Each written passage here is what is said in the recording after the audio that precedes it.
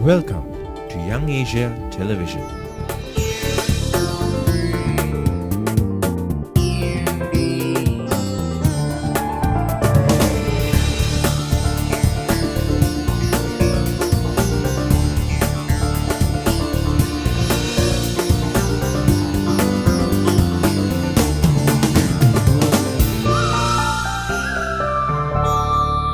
Hi, and welcome to the program.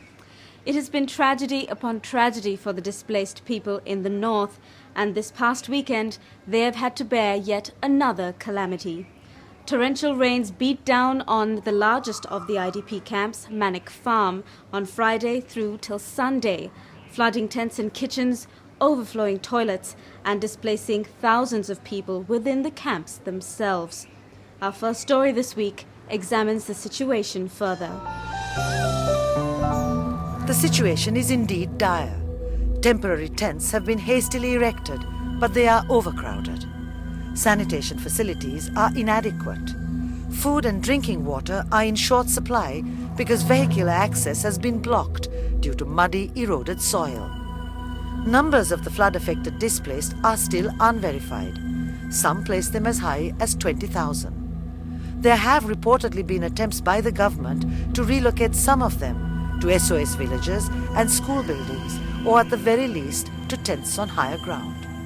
Even so, TNA politician Suresh Premachandran is not at all optimistic about how the situation is being addressed by the government. Actually, the government, they are having the duty to do it. But government for the international consumption, they are saying we are doing all the preparatory works. At the same time, they are saying we are doing the demining work. I don't know how long time they are going to take. It may take 2 years, 3 years, 4 years. And at the same time, some ministers says, so far we didn't, get the LTT out of the camp. Still there are LTTs. Still there are LTT sympathizers and supporters. So they are saying still, those sort of works are going on. So I don't think the government is having any plan to resettle them immediately. The government has often referred to the predicament of the displaced as a common problem, one shared by every citizen of Sri Lanka, and one that needs everyone's help to resolve. Yet Premachandran claims that he has no access to the camps and to the people. The civilians can go and see their people, see their children or relatives or kith and kin. Whereas, the Tamil parliamentarians, they are not only the Tamil parliamentarians, they are not allowing the opposition parliamentarian, even the UNB, they can't go. Right? We do not know why the government is behaving like that. They are saying it's a democratic country, and they said they are having the democratic elections, and we people won the elections in Vavonia. And we are having all the rights to go. So we are the people elected by them, but the government is not allowing us to go. Why? Because if we speak to the people, we will tell the truth to the international community. That is the only thing, nothing else. You see? But actually, as a political party, elected by those people, working among them, so we have taken up this matter with the government, as I told you, with the advice of the president. We have already taken up these matters with the international community. We are trying to meet the United Nations representative over here. So we are doing our maximum to pressurize the government to evacuate these people from that place to the proper area. The problem isn't just that the civilians are displaced once again within the camps themselves.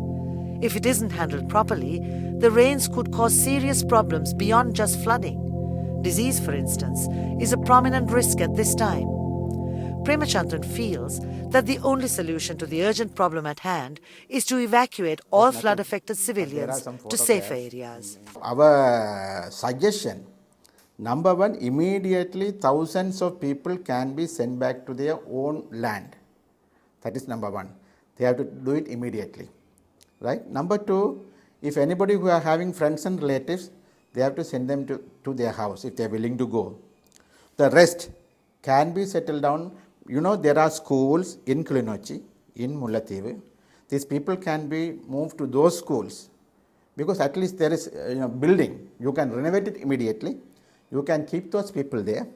So at least, gradually they can be resettled. Whereas in Vavonia, small tents, there is no facilities. Even if rain comes, they can't do anything. So these people can be, if they brought back to Kilinochchi and Bavania, they can be put in various schools and gradually, they can be resettled. So these are the options actually they are having. But I don't know whether the government is having the political will to do these things. That's the main question. Mr. Premachandran's outlook is bleak, but the government insists that there are plans underway to relieve the urgency of the situation with the help of foreign donors. This was especially highlighted during a press conference held to acknowledge the food and non-food relief donated by the government of India. Media persons from India and Sri Lanka were eager to find out more about the weekend flooding and pressed the officials present for more information regarding the crisis and the accountability of both the government and humanitarian agencies such as the UN.